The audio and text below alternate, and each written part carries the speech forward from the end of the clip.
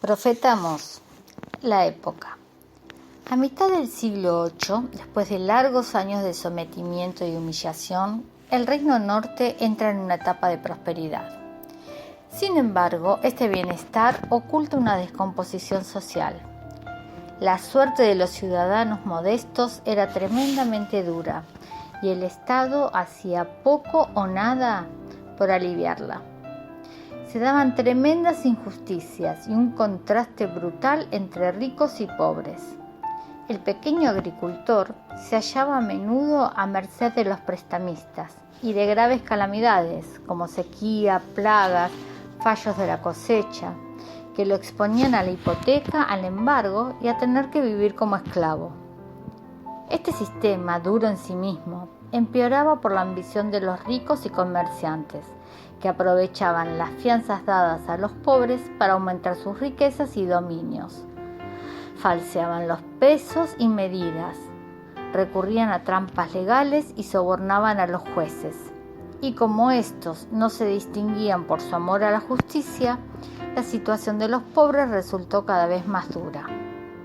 Esta descomposición social iba unida a la corrupción religiosa. Aunque los grandes santuarios estaban en plena actividad, repletos de adoradores y magníficamente provistos, la religión no se conservaba en su pureza. Muchos santuarios eran abiertamente paganos, fomentando los cultos de fertilidad y la prostitución sagrada. Otros, la mayoría, aunque se presentasen como santuarios yavistas, cumplían una función totalmente negativa: apaciguar a la divinidad con ritos y sacrificios que garantizaban la tranquilidad de conciencia y el bienestar del país. A esto iba unido un enfoque totalmente erróneo de la religión israelita: los beneficios de Dios en el pasado, como elección, liberación de Egipto, alianza del Sinaí. No fomentaban la generosidad, sino la seguridad y el complejo de superioridad. La alianza con Dios se convirtió en letra muerta, acordada durante las celebraciones litúrgicas, pero sin el menor influjo en la vida diaria. A pesar de todo, el pueblo esperaba el día del Señor, una intervención maravillosa de Dios en favor de Israel para colmarlo de beneficios y situarlo a la cabeza de las naciones.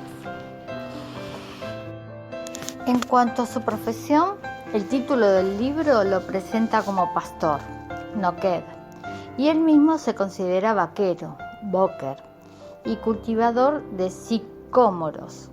El término Noked, que solo aparece aquí, se aplica en este último caso al rey Mesa de Moab, que pagaba al rey de Israel un tributo de 100.000 corderos y la lana de 100.000 carneros. Esto ha hecho pensar a muchos autores que Amós era un hombre rico, o al menos un pequeño propietario, con más de lo preciso para vivir. Otros, sin embargo, opinan que los rebaños no eran de Amós, sino que estaban encomendados a su cuidado. Él habría sido de clase humilde y pobre. La cuestión es importante porque si Amós era un rico propietario, no podía acusársele de defender sus intereses personales cuando condenaba las injusticias.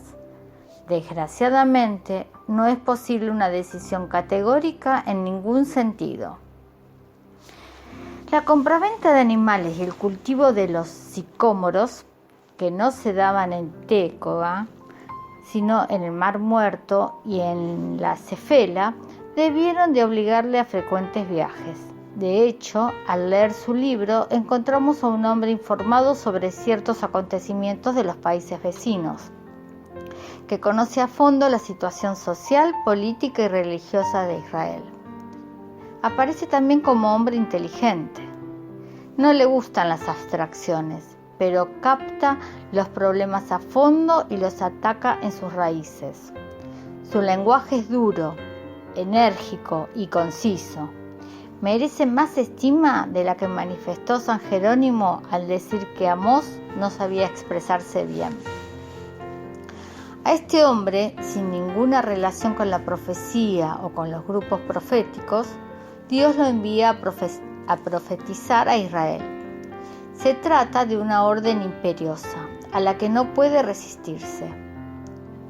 Ruge el león. ¿Quién no teme? Habla el Señor. ¿Quién no profetiza?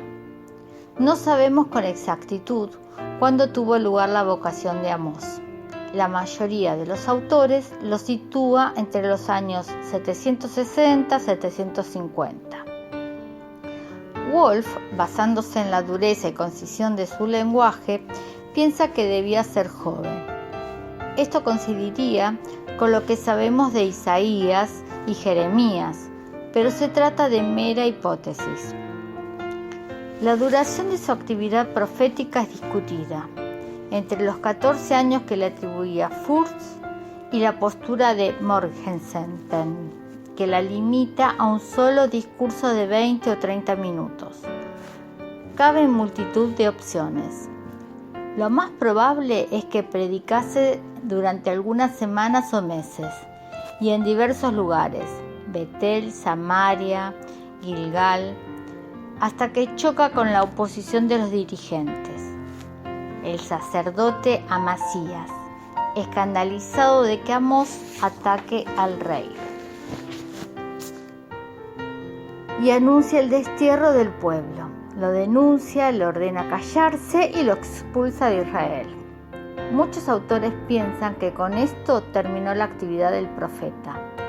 Otros la prolongan en el sur. El mensaje, el castigo y sus causas. El comienzo del libro, con su referencia a un terremoto, preludia las desgracias que aparecerán a lo largo del libro. Os aplastaré contra el suelo, como un carro cargado de gavillas.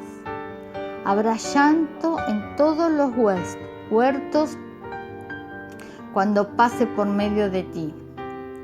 Cuántos cadáveres arrojados por todas partes. Y esa breve escena, aparentemente enigmática, pero que adquiere su sentido cuando pensamos en un fuerte temblor de tierra. El tío y el incinerador vendrán a sacar los huesos de la casa. Uno dirá al que está en el rincón de la casa: ¿te queda alguno? Responderá: ninguno. Y él dirá: shh, pues no es hora de pronunciar el nombre del Señor. Años después del terremoto, cuando el reino norte fue derrotado por los asirios y desapareció de la historia, se vio esta catástrofe militar como un nuevo castigo divino, en continuidad con el anterior. A lo largo del libro advertimos un ataque enemigo y podemos reconstruir la secuencia de devastación, ruina, muerte y deportación. En este contexto adquieren especial importancia las visiones, porque reflejan la experiencia profunda que Dios hizo vivir al profeta y la actitud que éste adoptó en su predicación. Advertimos en ellas una progresión creciente. En las dos primeras, Dios manifiesta su voluntad de castigar al pueblo con una plaga de langostas y una sequía. El profeta intercede y el Señor se compadece y perdona. Amós centra su atención en el castigo. No piensa si es justo o injusto. Y viendo al pueblo tan pequeño, pide perdón para él. Perdón que Dios concede. Primera visión. Esto me mostró el Señor. Preparaba la langosta cuando comenzaba a crecer la hierba que brota después de la cegazón del rey. Y cuando terminaba de devorar la hierba del país, yo dije: Señor, perdona, ¿cómo podrá resistir Jacob si es tan pequeño? Con esto se compadeció el Señor y dijo: no sucederá. Segunda visión. Esto me mostró el Señor. El Señor citaba un juicio por el fuego que devoraba el gran océano y devoraba la finca. Yo dije: Señor, cesa. ¿Cómo podrá resistir Jacob si es tan pequeño?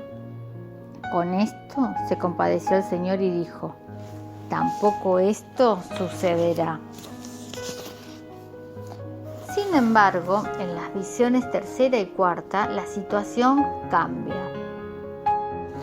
Prescindiendo de cómo deban interpretarse, queda claro que Dios no está dispuesto a perdonar. Ya no pasaré de largo. Tercera visión. Esto me mostró el Señor. Estaba en pie junto a un muro de estaño con estaño en la mano. El Señor me preguntó: ¿qué ves, Amós? Respondí: estaño. Me explicó: voy a echar estaño en medio de mi pueblo, Israel. Ya no pasaré de largo. Cuarta visión. Esto me mostró el Señor: un cesto de higos maduros. Me preguntó: ¿qué ves, Amós? Un cesto de higos maduros, respondí. Me explicó: maduro está mi pueblo, Israel, y ya no pasaré de largo. La quinta desarrolla esta misma idea con una imagen distinta, la del terremoto, que da paso a una catástrofe militar y a una persecución del mismo Dios. Vi al Señor en pie junto al altar que decía: golpea los capiteles y trepidarán los umbrales. Arrancaré a todos los capitanes y daré muerte a espada a su séquito. No escapará ni un fugitivo, no se salvará ni un evadido. Pero Amós no se limita a anunciar el castigo. Explica a la gente qué lo ha motivado. Para ello denuncia una serie de pecados concretos, entre los que sobresalen 4: el lujo, la injusticia, el falso culto a Dios y la falsa seguridad religiosa. Una de las cosas más criticadas por Amós es el lujo de la clase alta, que se observa sobre todo en sus magníficos edificios y en su forma de vida. Amós ataca como ningún otro profeta los palacios de los ricos, construidos con piedras sillares, llenos de objetos valiosos. Por si fuera poco, esta gente se permite también tener un chalet de veraneo y pasan el día de fiesta en fiesta, entre toda clase de comodidades. Os acostáis en lechos de marfil, arrellenados en divanes coméis carneros del rebaño y terneras del establo. Bebéis vinos en copas, os ungís con perfumes exquisitos y no os doléis del desastre de José. Como indica Conrad, esta crítica al lujo tiene raíces más profundas.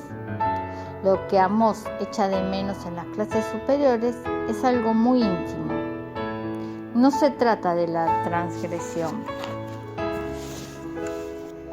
de ningún precepto, ya que prohibía yacer en lechos lujosos o ungirse con perfumes costosos, igual que ninguno obliga a dolerse de las desgracias de José. Hay pues una actitud total hacia la que apunta: la compasión solidaria con los acontecimientos del pueblo de Dios. Las injusticias. Lo peor de todo es que esta situación solo pueden permitírsela los ricos a costa de los pobres, olvidándose de ellos y oprimiéndolos. El tema se trata con toda claridad en los 2 primeros capítulos del libro, tras denunciar los pecados cometidos por 7 pueblos vecinos, un pecado en cada caso. El profeta arremete contra Israel descubriendo en él 7 pecados. Venden al inocente por dinero y al pobre por un par de sandalias. Revuelcan en el polvo al desvalido y tuercen el proceso del indigente. El dueño de la casa y su padre abusan de la criada, profanando mi santo nombre.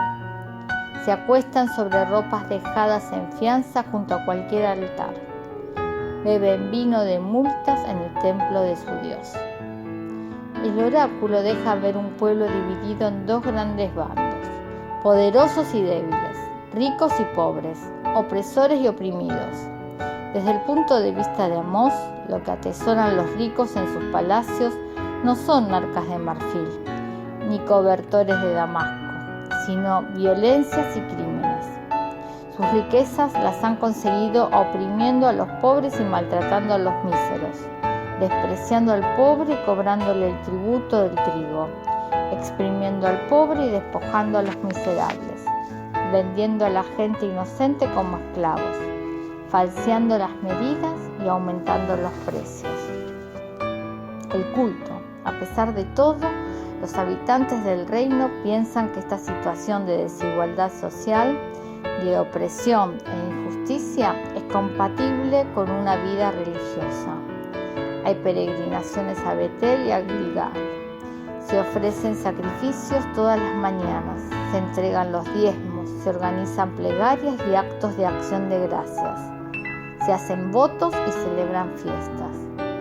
Creen que con esto basta para agradar a Dios, pero Él lo rechaza a través de su profeta. Las visitas a los santuarios solo sirven para pecar y aumentar los pecados. Las otras prácticas no responden a la voluntad de Dios, sino al beneplácito del hombre. El Señor no quiere ofrendas, holocaustos y cantos, sino derecho y justicia. Detesto y rehúso vuestras fiestas. No me aplacan vuestras reuniones litúrgicas, por muchos holocaustos y ofrendas que me traigáis. No los aceptaré ni miraré vuestras víctimas cebadas. Retirad de mi presencia el barullo de los cantos. No quiero oír la música de la cítara. Que fluya como el agua el derecho y la justicia como arroyo perenne. Por último, ataca Amós la falsa seguridad religiosa. El pueblo se siente seguro porque es el pueblo del Señor, liberado por Él de Egipto y escogido entre todas las familias de la tierra. Se considera en una situación privilegiada y piensa que no puede sucederle ninguna desgracia. Más aún, espera la llegada del día del Señor, un día de luz y esplendor, de triunfo y bienestar. Amós tira por tierra toda esa concepción religiosa. Israel no es mejor que los otros reinos. La salida de Egipto no es un privilegio especial, porque Dios también puso en movimiento a los filisteos desde Capsfor y a los sirios desde Kir. Y si hubo un beneficio especial, no es motivo para sentirse seguros, sino más bien responsables ante Dios. Los privilegios pasados que el pueblo no ha querido aprovechar se convierten en acusación y causa de castigo. A vosotros os escogí entre todas las familias de la tierra, por eso os tomaré cuenta de vuestros pecados. Así, cuando llegue el día del Señor, será un día terrible, tenebroso y oscuro. Y con esto volvemos al tema inicial del castigo que Amós debía anunciar y justificar. Los responsables de la situación. La simple lectura de los textos anteriores no deja claro quiénes son los culpables de esta situación. Desde el comienzo del libro, los pecados aparecen como de todo Israel. Naturalmente, no es esta la mentalidad del profeta. Más que pecados de todo Israel, son pecados que se cometen en Israel. Porque mientras unos oprimen, otros son oprimidos. Unos atesoran y otros se empobrecen. Unos venden y otros son vendidos. Unos se benefician de finanzas y tributos y otros deben pagarlos. Por consiguiente, la mayor parte de Israel no es culpable, sino víctima. Pero no basta decir que los culpables son los ricos y poderosos. Algunos textos destacan la responsabilidad de 3 instituciones: el culto, la monarquía y la judicatura. Las dos primeras aparecen ya al comienzo del libro.